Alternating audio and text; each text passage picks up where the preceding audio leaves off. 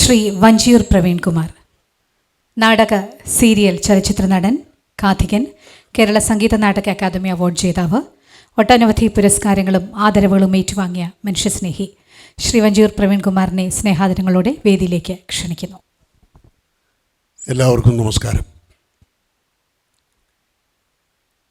ഒരു നല്ല പുരസ്കാര ദാന ചടങ്ങിലാണ് നമ്മളെല്ലാവരും പങ്കെടുത്തുകൊണ്ടിരിക്കുന്നത്. പുലരി TV സംഘടിപ്പിച്ചിരിക്കുന്ന ഈ അവാർഡ് ദാന ചടങ്ങിൽ ഞാൻ കഴിഞ്ഞ പ്രാവശ്യവും പങ്കെടുത്തതാണ്.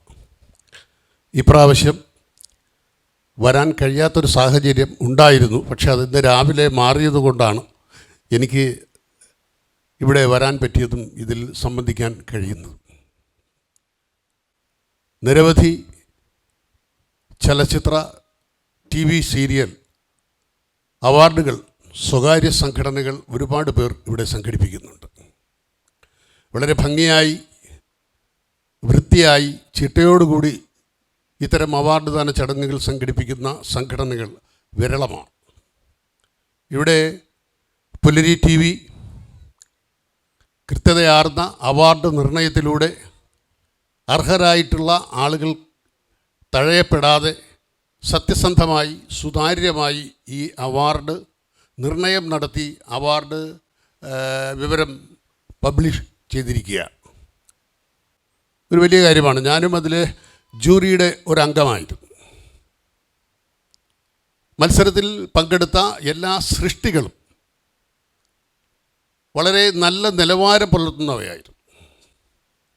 പിന്നെ ഒരു മത്സരം എന്നുള്ള നിലയ്ക്ക് അവാർഡ് നിർണ്ണയിക്കുമ്പോൾ ഉണ്ടാകുന്ന കൺഫ്യൂഷൻസ്, അവാർഡ് നിർണ്ണയിക്കുമ്പോൾ ഉണ്ടാകുന്ന ചില സംശയങ്ങൾ ഒക്കെ വസ്തുനിഷ്ഠമായി വിലയിരുത്തിക്കൊണ്ടാണ് ഇതിൻ്റെ ജൂറി ഭംഗിയായി ഈ അവാർഡ് നിർണ്ണയം പൂർത്തിയാക്കിയത്. ഏതായാലും ഒരു പിടി കലാകാരന്മാർ, ഒരു പിടി ചലച്ചിത്ര പ്രതിഭകളെ ഇത്തരം അവാർഡുകളിലൂടെ നമുക്ക് മലയാള സിനിമയ്ക്ക് സമ്മാനിക്കാൻ കഴിയുന്നു എന്നുള്ളതൊരു വലിയ വസ്തുതയായി നിലനിൽക്കുന്നു. ഒരുപാട് നല്ല അവാർഡുകൾ, കൃത്യമായും അർഹതപ്പെടുന്നവർക്കുള്ള അവാർഡുകൾ ഇവിടെ നിർണയിച്ചു കഴിഞ്ഞ് ഇന്ന് ആ നിർണയം നടത്തിയ അവാർഡ് ദാനം നടക്കുന്ന ദിവസമാണ്. അവാർഡുകൾ വാങ്ങുന്നവരുടെ സന്തോഷമാണ് ഇത്തരം അവാർഡ് ദാന ചടങ്ങുകൾ സംഘടിപ്പിക്കുന്ന സംഘാടകർക്ക് ഏറ്റവും കൂടുതൽ സന്തോഷം നൽകുന്നത്. ഇവിടെ നേരത്തെ സൂചിപ്പിച്ചതുപോലെ അവാർഡിന് അർഹരായവർ അവരുടെ അവാർഡുകൾ ഏറ്റുവാങ്ങി സ്ഥലം വിട്ടു പോയാലും മലയാള സിനിമയിൽ ഏതെങ്കിലും തരത്തിൽ ഒരു നല്ല സ്ഥാനം ലഭിച്ച് അതിലിരിക്കുമ്പോൾ ഈ അവാർഡ് ലഭിച്ച ആളുകൾ ഒരിക്കൽ പോലും മറന്നു പോകരുത് പുലരി ടെലിവിഷൻ അവാർഡ്. കാരണം ഇവിടെ ആദ്യമായി അവാർഡ് വാങ്ങുന്ന ആളുകൾ കാണും. ജീവിതത്തിൽ ഒരിക്കൽ പോലും അവാർഡ് വാങ്ങാതെ ആദ്യമായി ഒരു അവാർഡ് കിട്ടുന്നത് പുലരി TV നിന്നായിരിക്കും. അപ്പോൾ ഈ അവാർഡ് മറന്നു പോകരുത്. കാരണം പല പ്രഗത്ഭരായിട്ടുള്ള ആളുകളും ഇതുപോലുള്ള സാധാരണ അവാർഡുകൾ സ്വീകരിച്ചുകൊണ്ട് വല്ല ടെലിവിഷൻ ഇൻ്റർവ്യൂവിലൊക്കെ ഇരുന്നുകൊണ്ട് തട്ടിവിടുന്നത് കേട്ടിട്ടുണ്ട്. എനിക്ക് ആദ്യം കിട്ടിയത് സംസ്ഥാന അവാർഡാണ്, ഞാൻ ഇതിനേക്കാൾ വലിയ അവാർഡ് നേടിയ ആളാണ് എന്നൊക്കെ സ്വയം ഊറ്റം കൊണ്ട് ഈ ടെലിവിഷനിലിരുന്ന് സംസാരിക്കുന്നത് കേട്ടിട്ടുണ്ട്. ഇവിടെ ഒരു കാര്യം ഞാൻ അവാർഡ് ജേതാക്കളെ സൗമനസ്യത്തോടെ ഓർമ്മിപ്പിക്കുന്നു. ഈ പുലരി TV ഇത് സംഘടിപ്പിച്ച് ഇത് നടത്തിയെടുക്കുന്ന ഇതിൻ്റെ സംഘാടകർക്ക് ഒരു വലിയ ദൗത്യമുണ്ട്. മലയാള സിനിമയ്ക്ക് അല്ലെങ്കിൽ ടെലിവിഷൻ രംഗത്ത് നല്ല നല്ല പ്രതിഭകളെ കടന്നു വരുവാൻ സഹായിക്കുക എന്നൊരു വലിയ ദൗത്യവും കൂടി ഇവർക്കുണ്ട്. അതുകൊണ്ടാണ് അവർ എത്രയോ ദിവസങ്ങളായി ഇതിൻ്റെ പിന്നിൽ വിശ്രമമില്ലാതെ പ്രവർത്തിച്ച് ഇതിനു വേണ്ടി ഓടി. എന്താണ്, അവർക്ക് എന്തെങ്കിലും നേർച്ചയുണ്ടോ? ഇത്രയും കുറേ ആളുകളെ വിളിച്ച് വരുത്തി ഇതൊക്കെ ചെയ്ത് സംഘടിപ്പിച്ച് അവരെ അങ്ങ് പറഞ്ഞു വിടാൻ അല്ല. കലാപ്രതിഭകളോട്, കലാകാരന്മാരോട്, സിനിമാക്കാരോട്, സീരിയൽക്കാരോട് അവർക്ക് ഉള്ള ഒരു വലിയ അവർ കാണിക്കുന്ന ഒരു വലിയ സന്തോഷമാണ്.